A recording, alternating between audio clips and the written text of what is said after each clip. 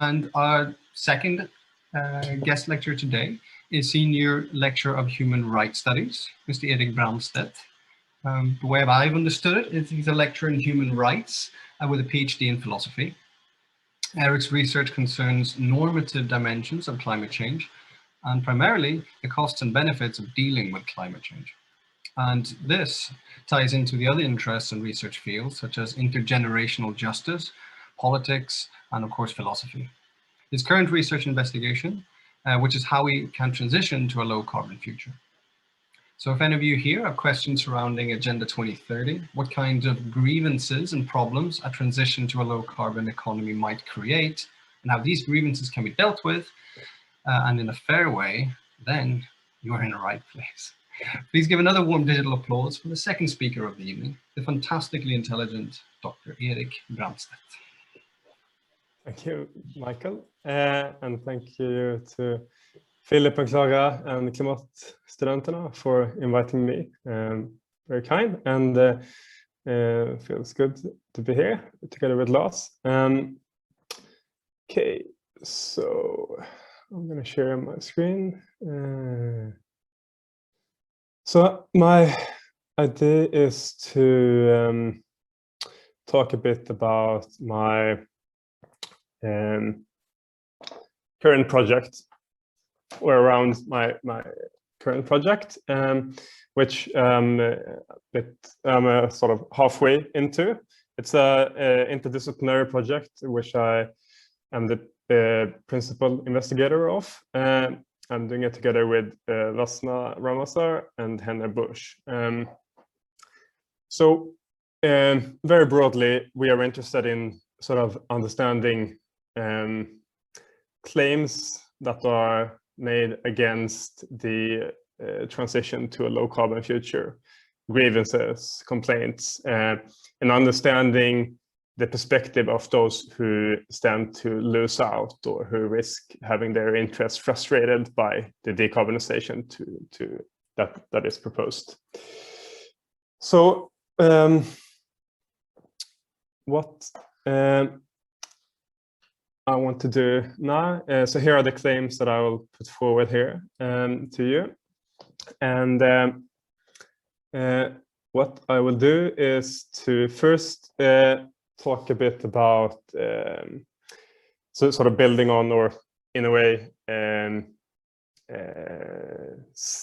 recapitulating in different words what Lars was talking about, how meeting the goals of the Paris Agreement will require massive transformations of societies and economies worldwide. And then I'll argue that this is likely to result in lots of injustices. So I'll first explain what I mean by that claim, and then I'll substantiate it by relating it to some cases of how climate policies already have produced injustices. And then I will argue that this is both a moral and a practical problem. So there are moral constraints on policies and changes that are proposed to the end of decarbonization that should be respected, both for their own sake and also as a means to facilitate an effective decarbonization or transition. And these moral constraints on policies and changes, they apply and are valid even when one is dealing with an urgent and high-stake project, such as the global decarbonization project in particular then. And then finally, I will also argue that at least in some cases here, individuals, justice claims individuals reasonably can make on or have on climate policies are such that meeting them by in various whatever way one is meeting them by compensatory measures and so on, meeting them will make it more difficult to meet climate objectives. So there is a kind of a tension or a cost of dealing with justice here. And then finally, I'll say something generally about that relationship between justice and effectiveness. So that's the plan. Okay. So to meet climate goals, such as the Paris Agreement, economies worldwide must undergo something like a large-scale energy industrial revolution to minimize production of greenhouse gases. And I don't think one can exaggerate how extensive the required changes are. So they are best thought of as transformative, I think.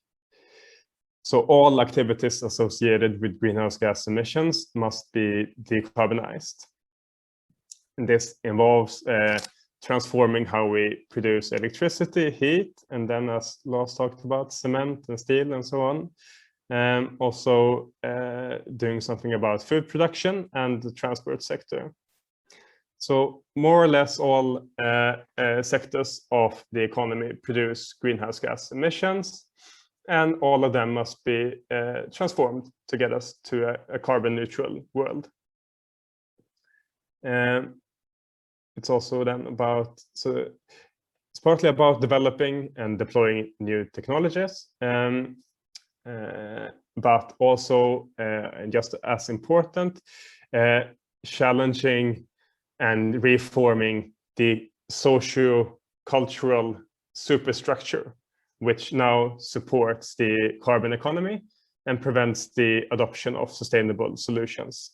So it's not only a technical and economical problem, but very much a social, political, and moral problem. Here's also to just suggest all these different sectors that must be transformed. Depending on different modeling assumptions, the necessary changes must be implemented more or less quickly, and also depending on which goal one is aiming at. But in all feasible pathways, comprehensive transformative changes must be done, and they must be done as soon as possible. Now, this may lead some to give up on this agenda, and others to engage in wishful thinking, dreaming about kind of technical solutions to all problems, and others to simply deny the problem altogether. But there are also many societies, governments, businesses, and individuals who are taking the threat seriously and are seriously committed to it and motivated to act, and already have taken the first steps towards the end of deep decarbonization. So that's the kind of the background. What I want to explore now a bit is the role of individual justice claims here in this transition.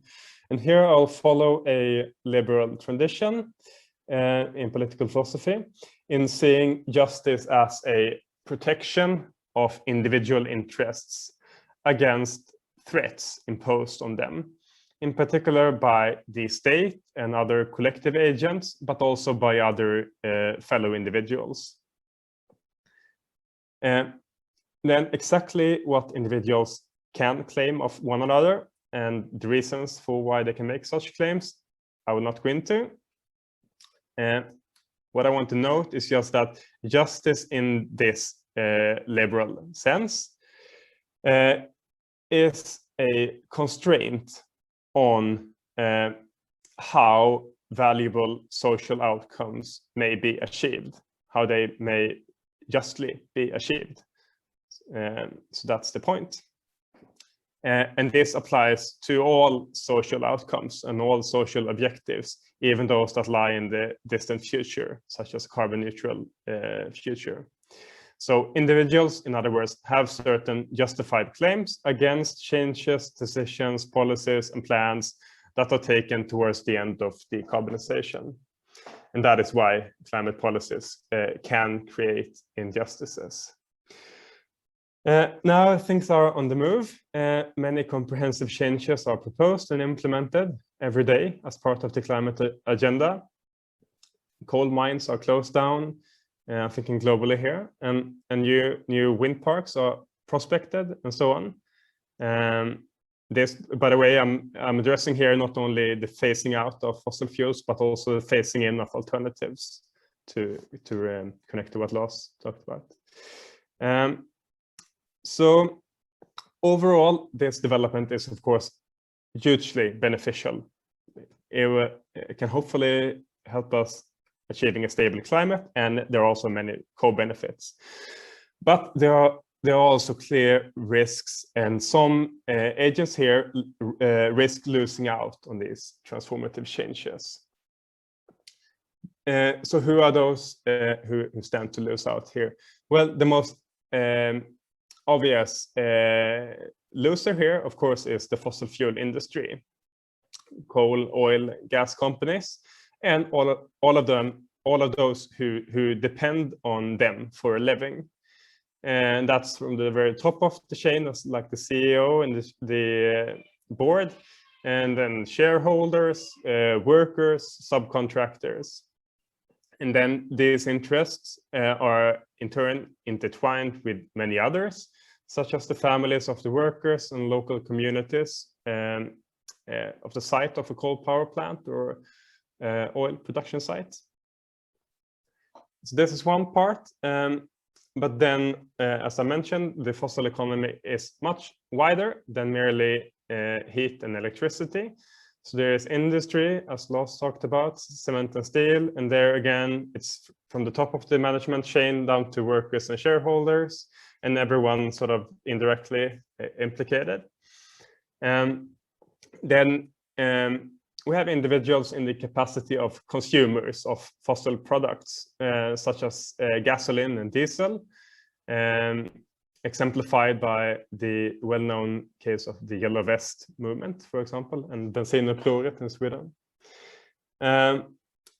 Then another very broad category of potential losers here, or agents having complaints against climate policies, are those suffering from the development of renewable energy alternatives. For example, indigenous people whose traditional and culturally important land is expropriated or transgressed to construct hydro and wind power, and so on. So these are the main categories here. And I'm not claiming that all of these agents have justified claims against the low carbon transition.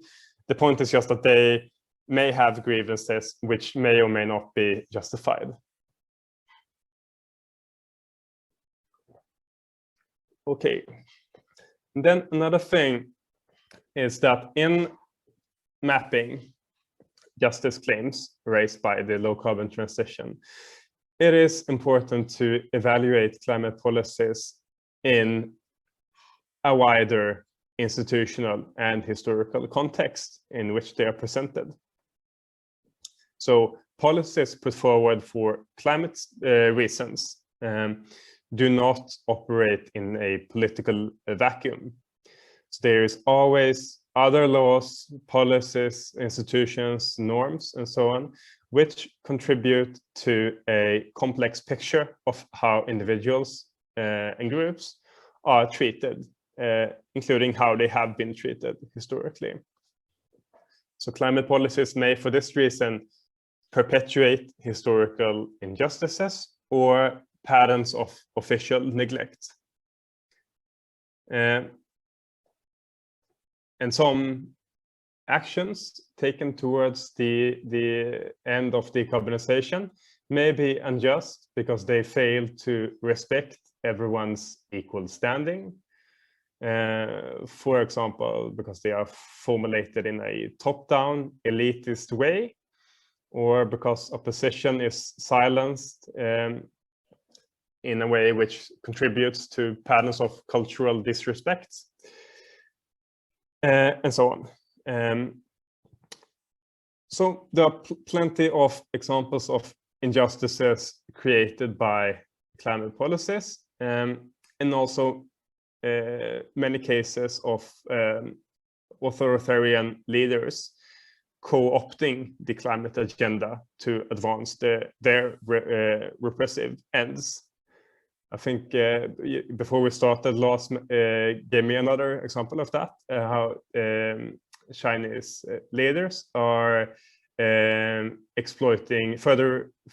exploiting the Uyghur community in China, and violating their rights in the production of solar panels or materials for solar energy somehow. I'm not sure I got that example exactly right. Last, you can fill me in on the details later. But there are many such examples. The picture here is of another one,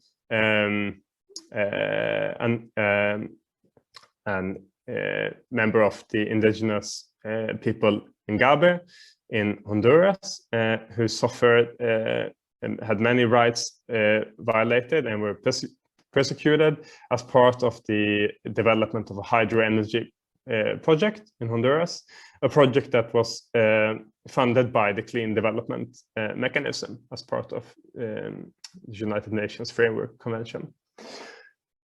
So, there are such cases of climate injustice already, very many, unfortunately, and they are likely to multiply in the years and decades to come. The fact that the required changes are transformative and perceived to be urgent is also a recipe for rights violations, actually.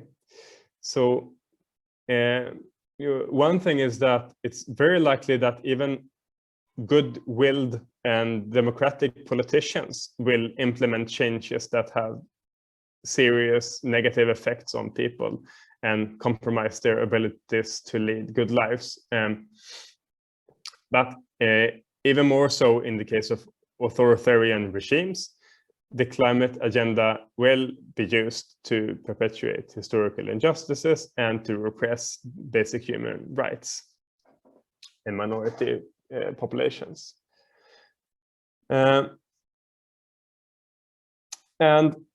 it's interesting to note that in many of these cases, arguments will be presented for why these policies are not violating rights, because the situation is exceptional or because rights are exempted for one or another reason.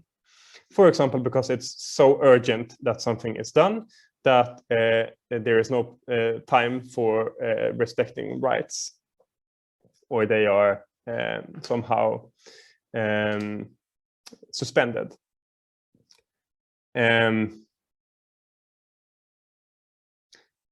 This concerns both rights here and now, but also rights of future people. So this, for example, is also part of arguments for why we should opt for more risky solutions to climate change, including negative emissions technologies, nuclear energy, and so on. Yeah. Okay, so a reason why it's tempting to ignore injustices in the low carbon transition is that it is often costly and difficult to meet these demands. Of course, this isn't always the case. Sometimes it's the other way around, that a politician who is set on doing what they can to facilitate the rapid transition, that such a politician has instrumental reasons to care about the distribution of transitional costs. And the perception of unfair policies is linked to acceptability for policies, which in turn is linked to or connected to political feasibility in democratic regimes. So in those cases, if a particular political proposal or policy is found unfair by sufficiently many and loud protesters, it will be very difficult to implement this change efficiently. And that is why they have such politicians have an instrumental reasons also to care about these justice claims. But this is the case sometimes, but certainly not always. And even when it is the case, it's not necessarily true that a politician will act on that or sort of meet that, appreciate that instrumental reason, because it's still that these demands creates a huge practical problem. So who should be compensated and by how much? And then there are cases in which either meeting justice claims counteracts the transition, or where these justice claims are groundless or even outrageous. So one case is that to sort of appease protest, that what is necessary may be in some cases nothing less than a kind of full transformation, a new economic system, basically. Other cases are where there is a need for huge side payments to oil sheikhs, for example, and where these side payments seem morally perverse.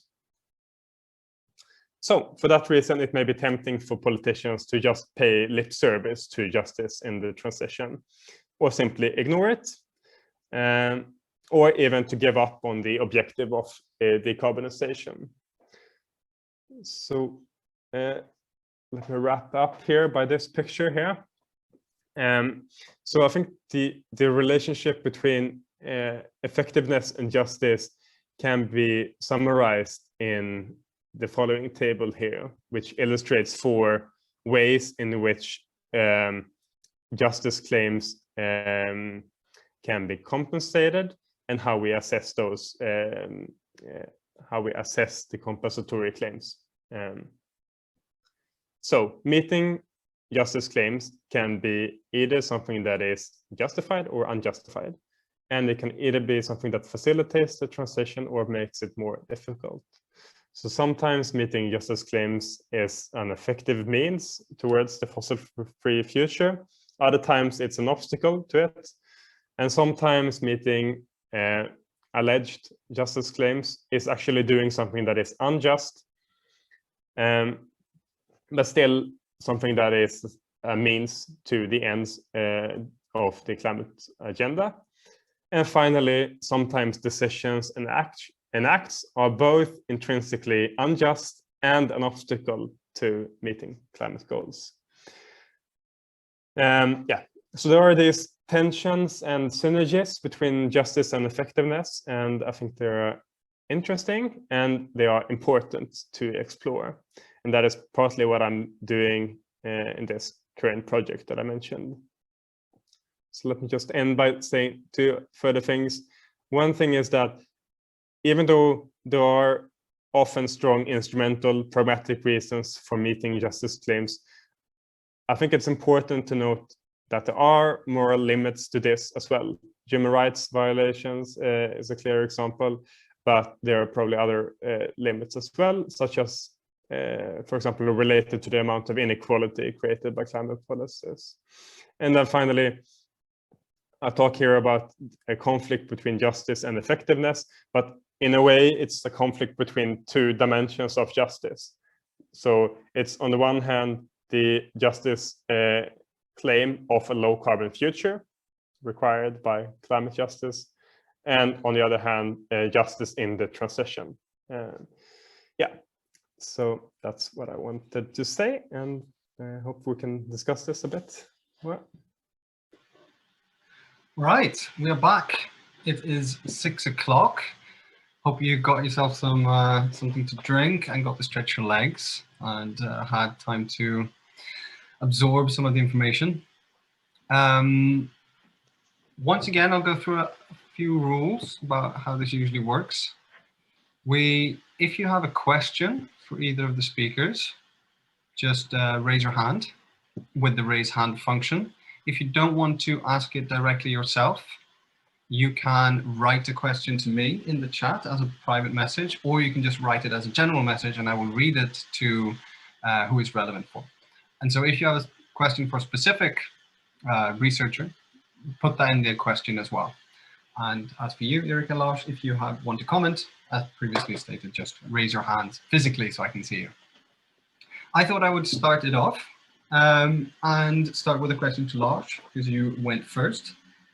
And the way, one of the things I'm thinking about when it comes to industry, especially, is efficiency. And it seems to me a lot of the talk is about efficiency and how to make things more efficient, and that will be a solution. But on the other hand, we have all of these, Jevons paradoxes and things like that. So how do you think efficiency alone will solve this, or what are your potential solutions or ideas surrounding industry in the next coming years? Well, the short answer is no, efficiency is not enough.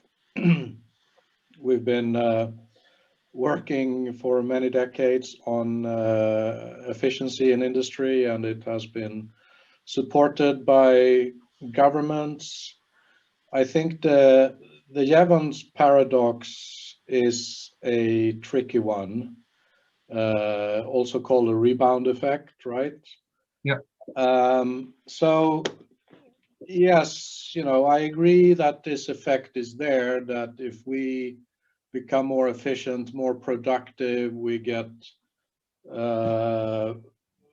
more resources to spend on other things, and so that efficiency is not the solution. But I think, not striving for efficiency or productivity increases due to the Jevons argument would be stupid, because it wouldn't solve anything. It's more a matter of how we use those new resources that we get through efficiency and using them wisely.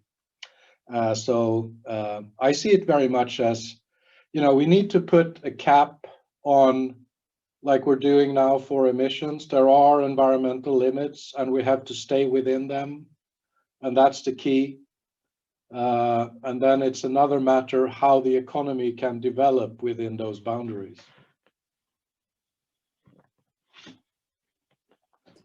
All right, thank you. I might as well start with some of the questions I'm getting straight away, and I can save some of mine for later.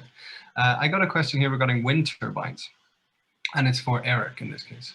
Do you see any issues with wind farms? Is the not in my backyard, so to speak, an excuse not to build renewable energy? Yeah, thanks. So that's two different questions as I see it.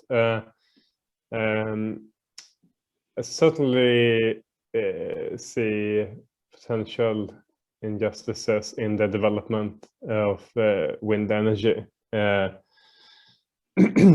example, in Sweden, all the good sites that are designated as good sites for wind power, and also ongoing projects, are in the north of the country, and many of them in or close by to Sápmi, the traditional land of Sami, the indigenous community.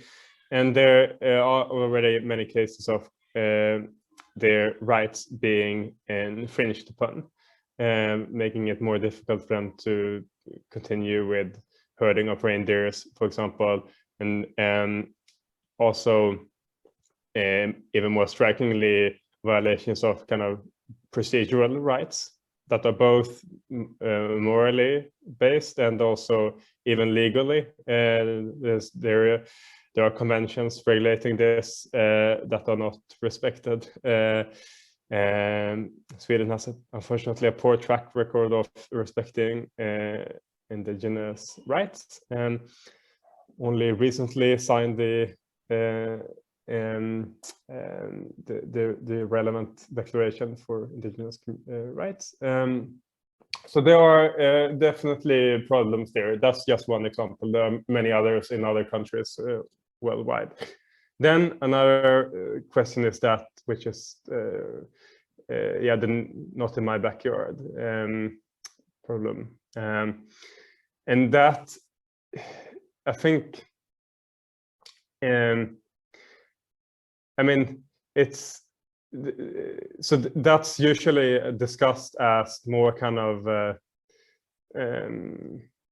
frivolous claims, or less kind of basic in a way, that people just mostly for kind of aesthetic reasons, or for some kind of more superficial nuisance, are annoyed by projects such as wind turbines. And then, I mean, they certainly have a claim, and their interests are set back in some way, because that's what they say. Then it's another matter whether the state or government is obliged to compensate them for their losses, perceived losses. And there, I think you'll have to engage with difficult decisions, and occasionally, and these decisions are actually connected to what I talked about here. So occasionally it could be kind of instrumental, pragmatic reasons for paying them some kind of compensation for an uglified landscape, or for noise pollution. But it could also be then that so there are such pragmatic instrumental reasons to facilitate the changes that we like to see. But at the same time, that could be a kind of morally problematic in a way, and not something that we don't actually like to do, but we're forced to do it for pragmatic reasons. So I think that there are such decisions that has to be dealt with. And yeah, I mean, it's difficult to say anything more concrete than that, but yeah, it's an interesting problem. For sure, thank you. Lars, you mentioned the banana principle. Is that to do with this? We talked about NIMBY. There's also the banana. Don't build anything near anyone. Yeah. There's a really interesting question in the chat, but you're moderating, Michael. Yes, there we will get to it.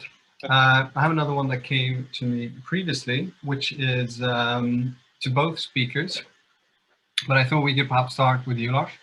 And how do you see the role of nuclear energy in a transition towards going fossil-free? And then, yeah, once you've answered, I will continue on the question to Eric. Yeah, so on that topic, I've always been sort of agnostic on the nuclear issue. And then a couple of years ago, I decided, no, it's not worth pursuing nuclear. The situation right now is that nuclear power is not able to compete in anywhere except where sort of the government really backs it up. And if you look into the technologies, if we were to make nuclear a big part of the solution, we would build ourselves into a society where you would need to have a lot of safeguards, security vetting, preventing nuclear weapons proliferation. My position now is that it's not worth it, and nuclear cannot compete, and we don't need it, at least not in Sweden and Europe. Excellent. And so to kind of continue on that, does that include even these new, I'm not an expert on this, but I was reading that there's some new models of nuclear energy that runs on nuclear waste or something like that, on previous nuclear rods? There are two things. One is the hype around small modular reactors, where you would have smaller reactors, you would mass produce them and thereby make them cheap. They don't exist yet, and I'm not very optimistic that they will come. I don't know where to put them because they also need security, of course. What you're talking about is So you need fissile material, and that's a uranium isotope. And then you can use breeder reactors to convert another uranium isotope into plutonium. That's even more expensive than present-day nuclear power. It's very tricky, and it's also opening up for further proliferation risks by producing all this plutonium. But it's an old dream of the nuclear industry. I heard, some years ago, I heard the boss of the French Nuclear Research Institute talking about what you're saying, this new generation where we use the waste. And then he said, then France will have nuclear fuel to last for 5,000 years. So it's a beautiful dream, but I think it's just a dream. All right. Thank you for that. Interesting, really interesting perspective. And so, same question to you, Eric, and more specifically, how can this nuclear energy be problematized from a human rights perspective? So the question is, how do you see the role of nuclear energy in transition, and can be problematized from a human rights perspective, depending on how you see it being part of the transition? So, I mean, I think I see nuclear, I mean, a bit as Lars, I've been a bit back and forth about that. And so let me say that first and then say something about your question there. So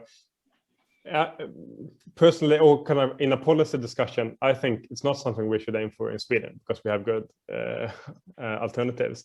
But in other countries, it's the most politically feasible and economically advisable choice to do the necessary changes, such as in China, for example. So, and that connects then to the problem here that you're asking about. I think if you take an alternative approach to making decisions here than the rights-based approach that I outlined, if you instead adopt what you probably know is called a utilitarian approach, where you just sort of do a cost-benefit analysis, taking into account uncertainty. So talking about risks and expectations and so on. I think in many, for many decisions, in many contexts here, it will make sense to go for nuclear. I mean, I'm not sure, but that's what I understood. Maybe, and I know that that's a disputed points. There are economists and engineers who wouldn't agree with that, but let's say that it is anyway. I think that even so, from a more kind of rights-based perspective, it's certainly also the case that there are some really big risks connected to nuclear, which are really small probability events or low probability events, are very unlikely to happen, but they are of such significance that they are huge risks anyway. And if these risks are distributed in an unfair way, which is often the case, that some individuals, communities, and so on have to carry bigger parts of these risks because they live close by, or to the nuclear site, or to the waste where the waste is supposed to be stored, and so on, then that could be a matter of justice and rights and so on. So I think that's relevant to take into account here, and something to bear in mind when such options are lifted on the political agenda for reasons of because everything else seems to be very difficult to implement. All right, thank you. We have another question here, which is also directed to Eric, but perhaps you can both chime in if you feel like it. It is, in how far can the corona crisis and the climate crisis be compared in terms of prioritizing the well-being of some personal rights and freedoms? It's in the chat as well if you want to. No, so I think that's a good question. And part of the answer is what I began saying now here. So I think it is about this choice of sort of how do you make these difficult decisions, political decisions, for example, about do you close down society, do you impose various restrictions on basic rights and freedoms, and also how do you what kind of value do you put on an individual's right to health and right to life and so on.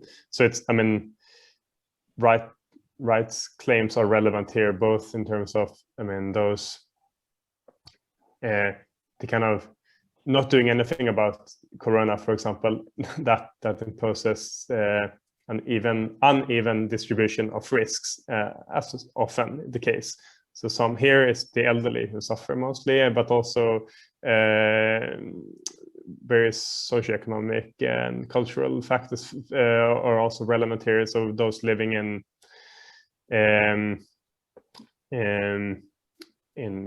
transgenerational living and close, many people in the same flats and so on.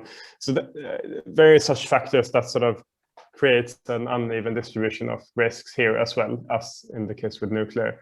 And so there are interesting questions there about how do you interpret rights claims here. So everyone has a right to life and a right to health, as, I mean, at least according to the Universal Declaration of Human Rights, and it's generally accepted. But when the crisis strike, you have to make difficult decisions, and maybe in a sense you have to become a utilitarian, making these kind of expected utility calculations, weighing risks against risks.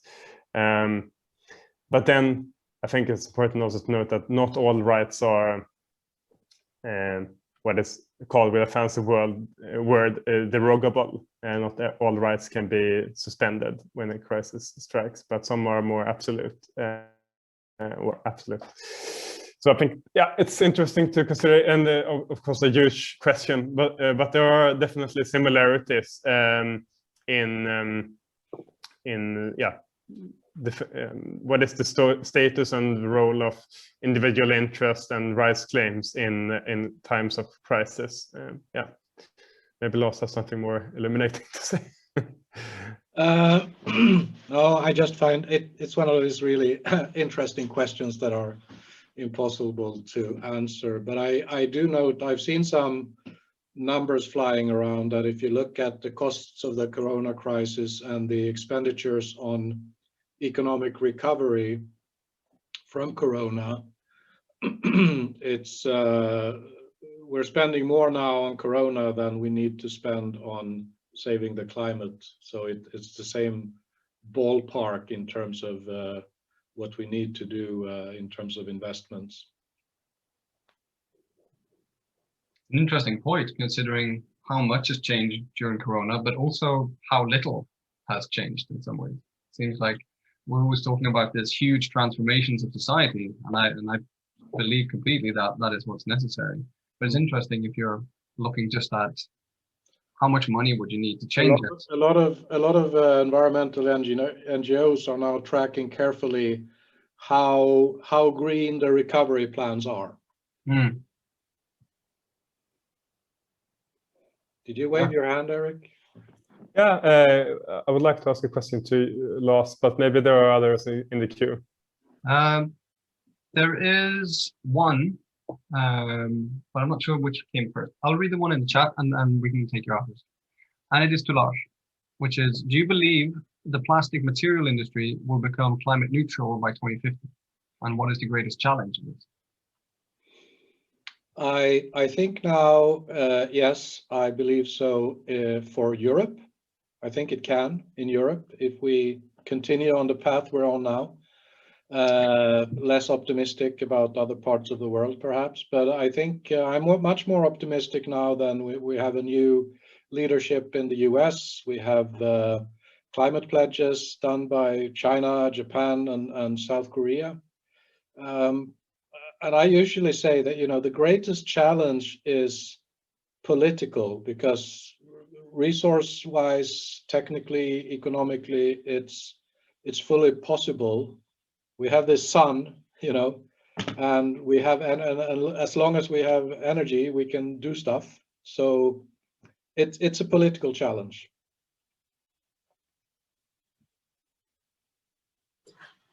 Thank you. Do you want to weigh in on this, Eric, or do you want to ask your question? Yeah, no, I could ask my question. Two things that I was wondering about in relation to your presentation, Lars. One thing, I mean, there are not, so in a sense, there's a kind of dissimilarity here to what I talked about in the decarbonization of basic materials industry.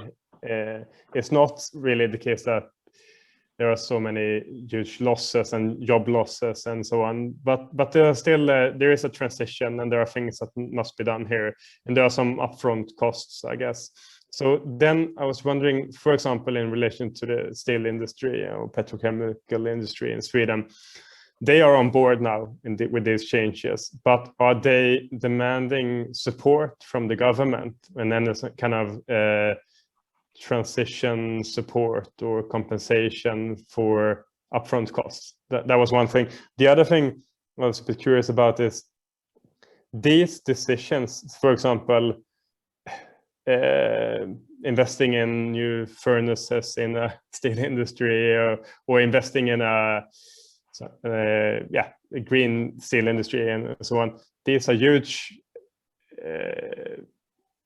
impacts of this, and that will, and there are investments that we will have around for decades to come, I guess. Are there some discussion about sort of lifting these decisions to a higher level and not seeing them as a strategic decision for the corporation to make themselves, but actually a political democratic decision where all of us should have a say in what's how it's done and so on?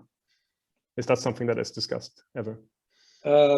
First part of your first question is easy to answer. Yes, they want and need government support, and there's a lot of movement now in the European Union to make sure that these big investments can be supported, because it's sort of you have to be a bit flexible around state aid rules to make these investments happen. The democratic part around this, I would say no, not much. I mean, there is of course something behind the European Green Deal and European policy, but I'm not an expert on political science, but to me it seems like that debate is very far from the citizens. and this basic materials industry is not something that citizens think about or engage in, compared to other things like, you know, transport and stuff that it's more everyday stuff. Thanks. I have a question for Eric then, just to Please go ahead. So yeah, one observation I have, if we look back at historic transformations that we've seen in the energy sector, they can be quite radical and big, but in retrospect, they are not that sort of dramatic in a way. We also see constant structural change in society. We have the shipyard crisis, the textile industry, big changes happen in the economy. and I liked your presentation, but I'd like to hear from you. What do you see as perhaps the biggest challenges that are ahead of us? Maybe look to Sweden or Europe in terms of grievances or injustices that need to be dealt with.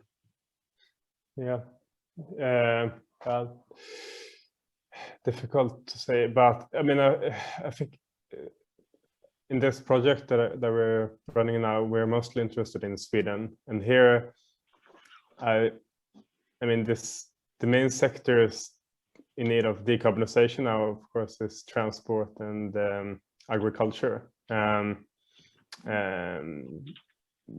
where agriculture is also a hard to abate sector, where there is a need for technical development, and a bit difficult to say who will lose, but and the discussion there isn't as advanced, I would say. When you talk to unions, they don't have a clear idea about that sector in particular and the challenges that they face,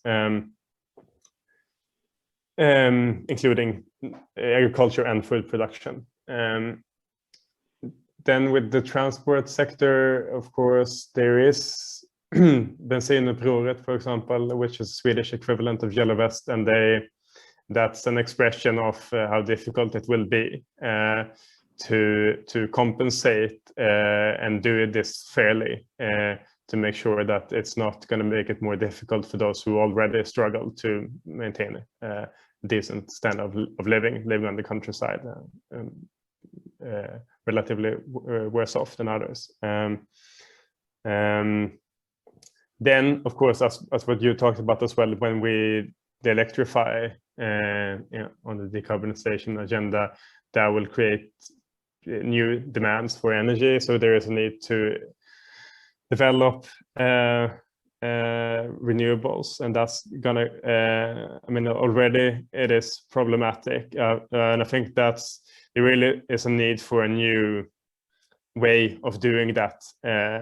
It's not functioning well now with the wind companies and how they come in and negotiate with politicians, but not so much with people affected. So, and then probably I would say something around kind of bioenergy, which is going to be probably a big thing in Sweden. Not developed so far, and there I guess the main problem is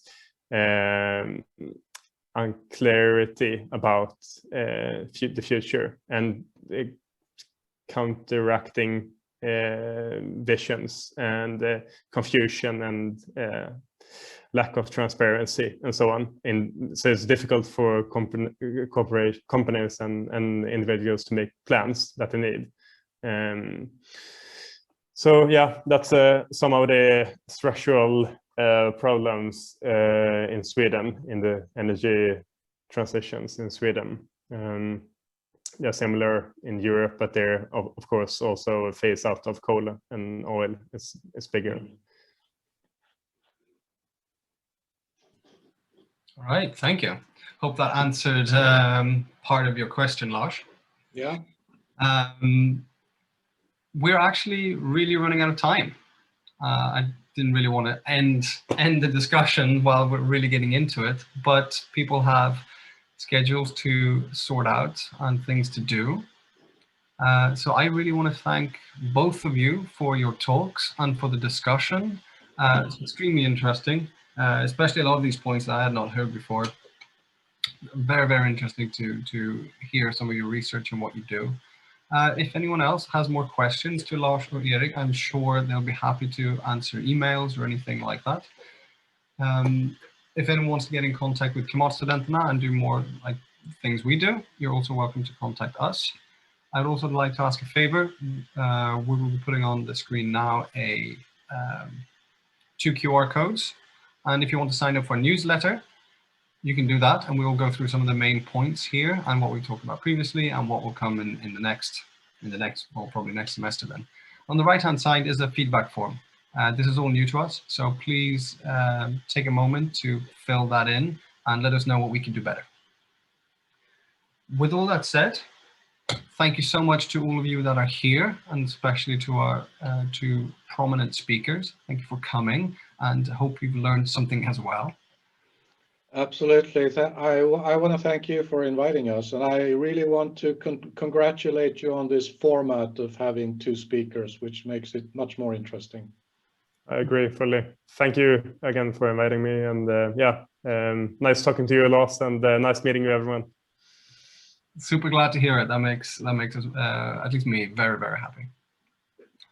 Yeah, thank you, and have a lovely evening.